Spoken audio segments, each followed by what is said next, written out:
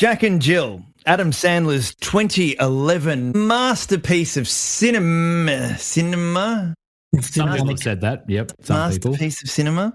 I would like to read you a quote. Please do. Before we launch into this. And this quote actually comes from our very own Big Trev, who put this on our Worth Another Watch group today going, still watching it. What the fuck is with all the cameos? Jesus Christ, 26 minutes left and I want to punch myself in the cock. And I did, right in the eye. Some movies are so bad, they're still bad, but maybe also brilliant?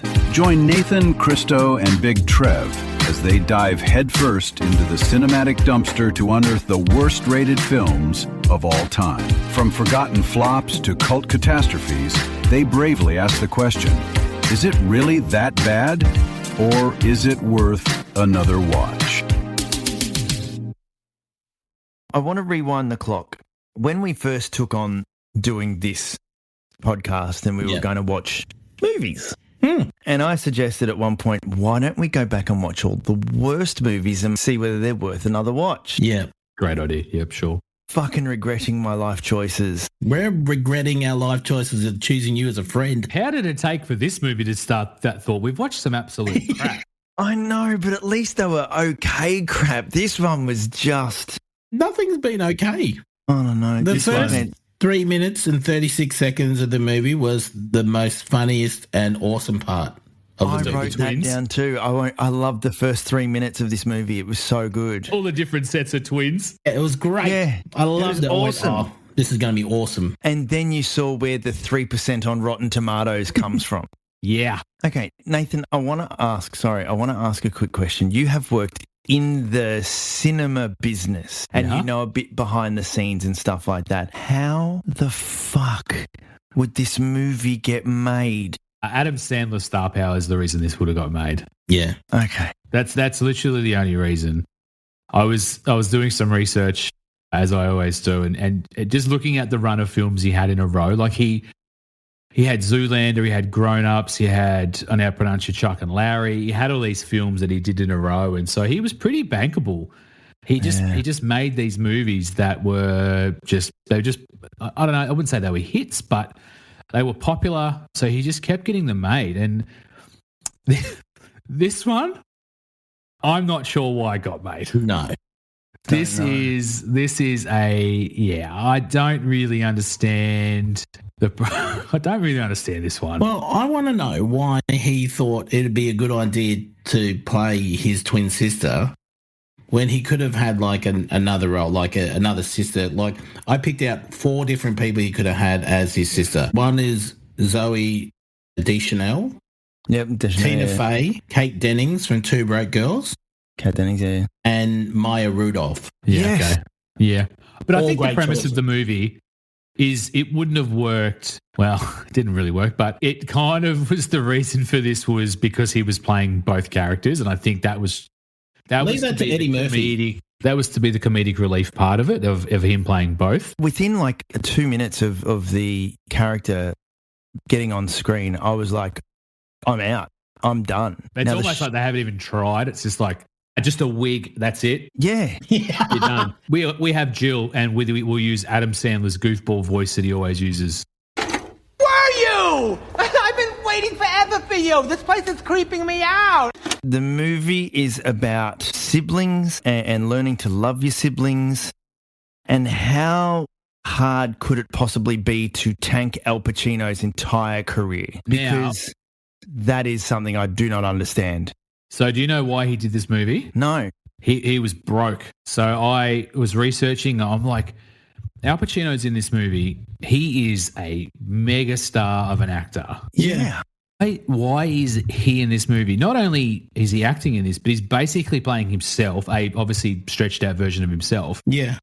From what I understood, his accountant was in jail and he was broke. Holy crap. Okay. Explains why he did some of the things that he did in this movie. Because every time he came on screen, I'm like, man, this guy has been in some of the greatest movies of all time. Yeah. And now he's playing a character that's in love with Jill.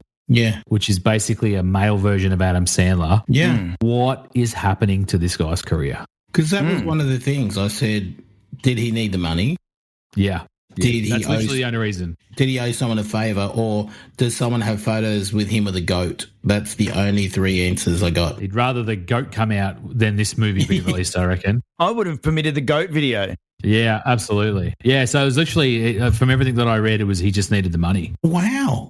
Yeah. I So find Adam Sandler got paid. He got paid $20 million for this. Adam Sandler did, because you got to think about when this was coming out. He was at his peak height of making money, and this is when Hollywood was Hollywood. You know, they were making big cash. So how much did he get paid? Like, what did Pacino? What was his salary? Like, you got to think it would be pretty good.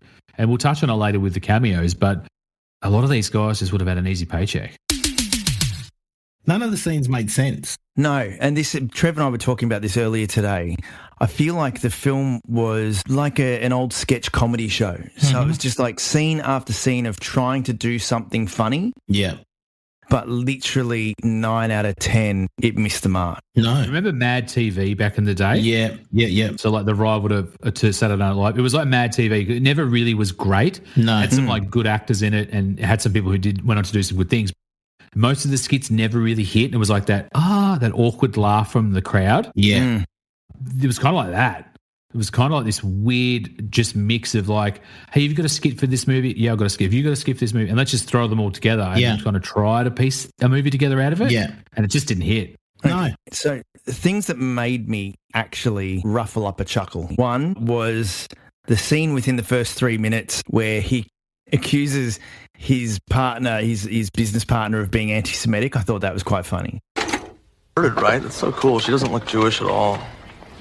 Wow, that was anti-Semitic. What? No, I can say that. You can't. You're not Jewish.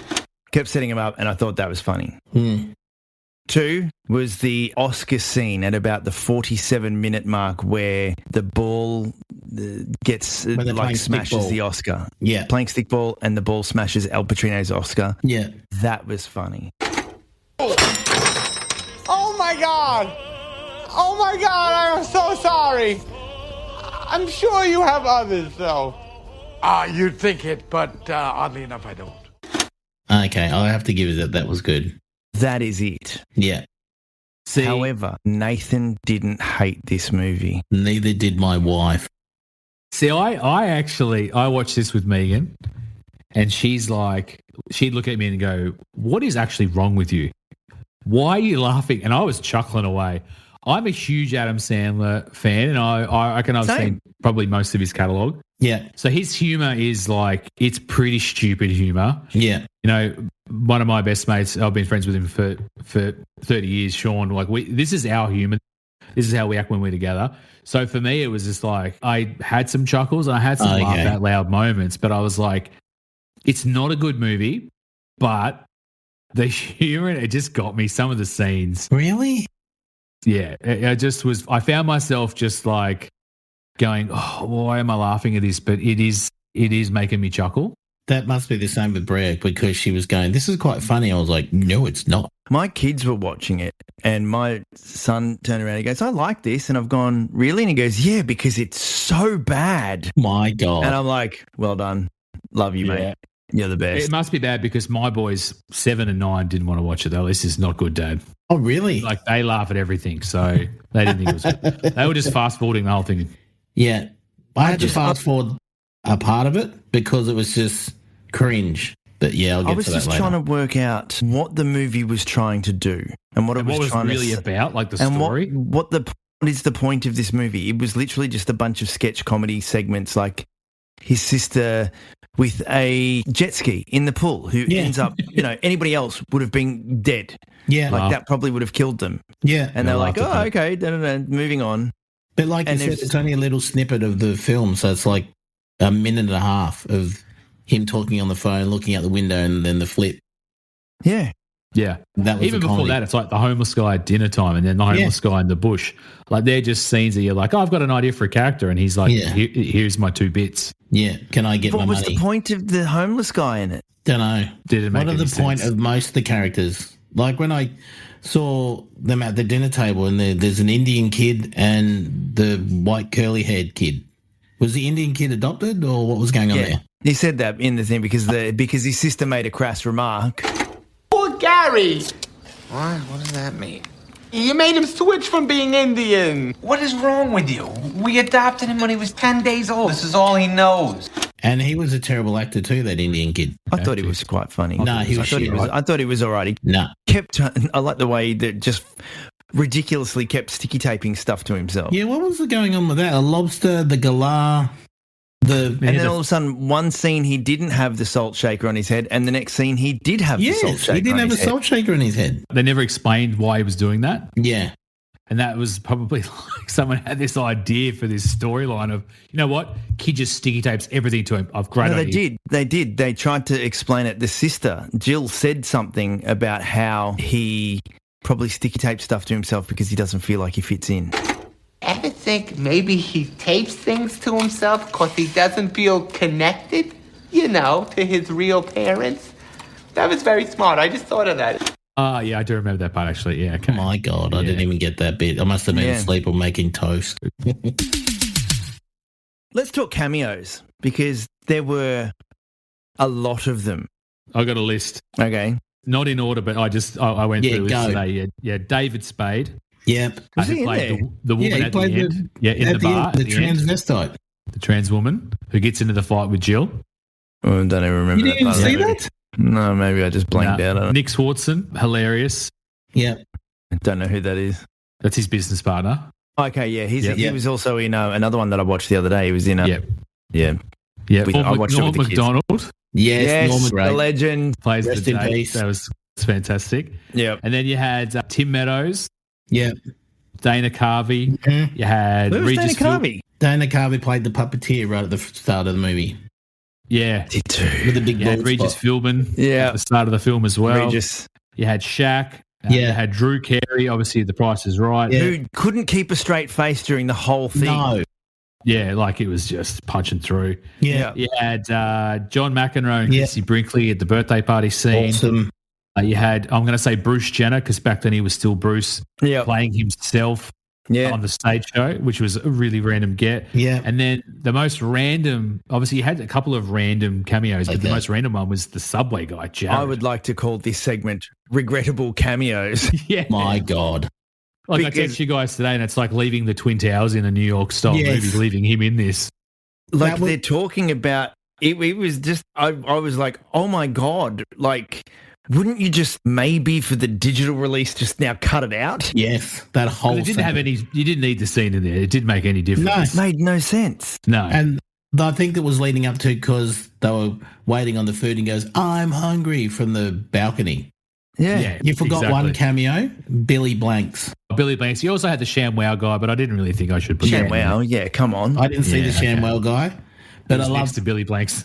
Oh, was he? I just love how Yeah. Billy Blanks had the ties on for his fist. Yeah, I was like, the what the typo hell? thing. Yeah, I don't know. There was a who few Billy other Blanks is. cameos, but like mostly American sporting identities. Yes. that, Yeah. no one else would know except for But me. regrettable cameos, you've got to go back and sit there and go, oh my God, whoops. When he got on there, I was like, no. Yeah, same. Because I gasped and my kids went, what was that? And I went, well, see the guy on the screen. Well, here's his story. And they all went, oh my God, how? And I said, well, because nobody knew back then. No. Now Where he's is he now? Well, he's currently in 15 years. jail. Yes. Serving a 15-year sentence. You're looking it up. Yeah. Nathan Googles. Yeah, 10 years from 2000. So he's probably due out now. He's due out about now. Oh, really? I hope they Yeah. keep him in there. Yeah. So interesting. Yeah. The bad cameo. You could take it out now. It's just one of those ones that it's just Yeah. like, Coming soon on video cassette.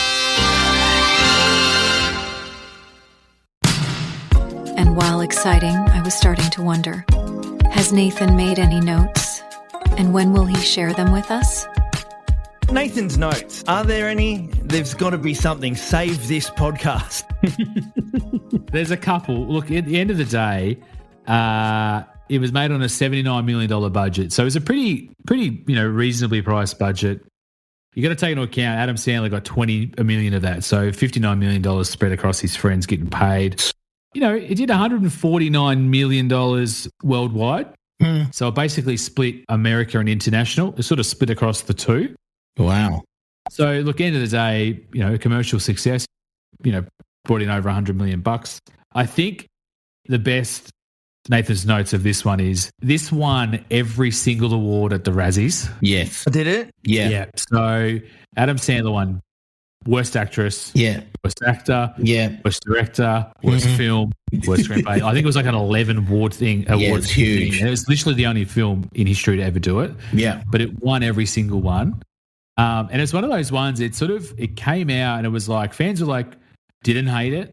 And I think we've kind of done a few of these movies now where we've gone, fans are like, yeah, it's not too bad. And then obviously critics pan it. From a critical standpoint, this is a horrific movie. Like it is so bad. But from an Adam Sandler standpoint, you just put it on, you can just put it in the background. It is what it is. It's definitely his worst film, and he's got a pretty big catalogue of films I love. Hang on. How does it compare to Zohan? I think Zohan's way better than this. I've never watched Zohan's better than this. I've never seen it. Yeah, they're better than this. I forgot about one more cameo. I think you're going to say the same one that I'm going to say. Edward Norton? Edward Norton's in this? Yeah, Edward Norton played the understudy to Al Pacino when he's doing that play. And then when he was on the phone, he's going blah, blah, blah, having a chat. And then Edward Norton comes out and goes... Would you like a little privacy? I could finish up for you. It's okay. It's okay.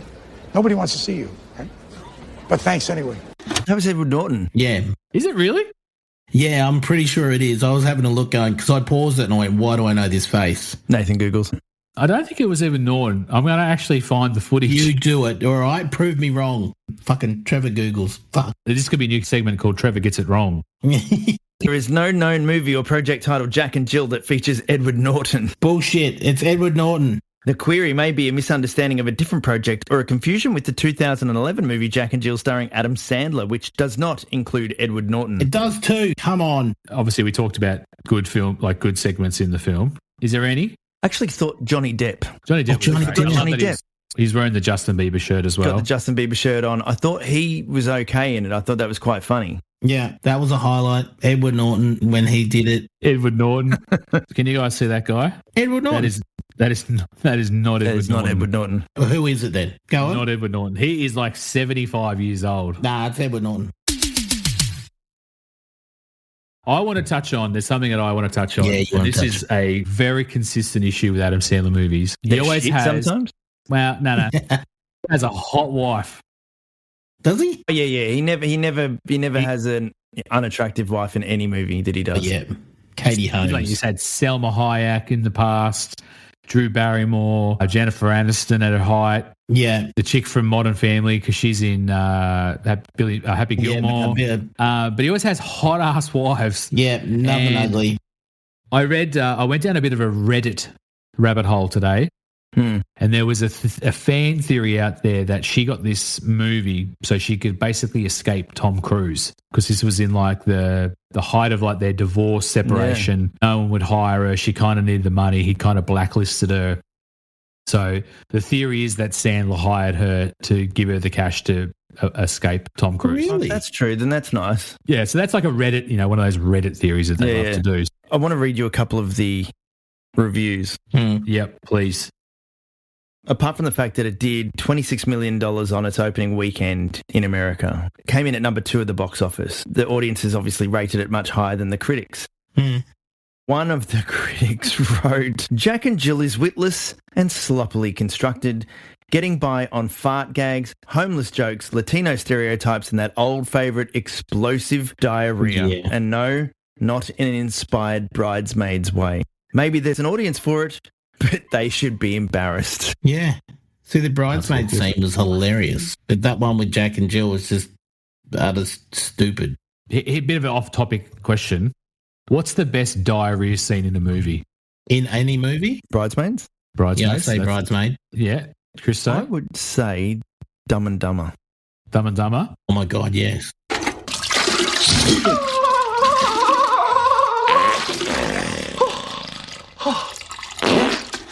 For me, I go with Van Wilder when he's in the tiny little trash can. Richard, is there something you want to say? You look like you want to get something out, son.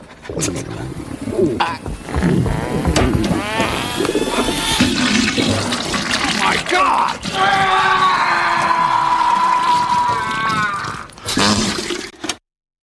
Another review from the audience on Rotten Tomatoes said, "What a shitty movie. My brain got damaged by that crap."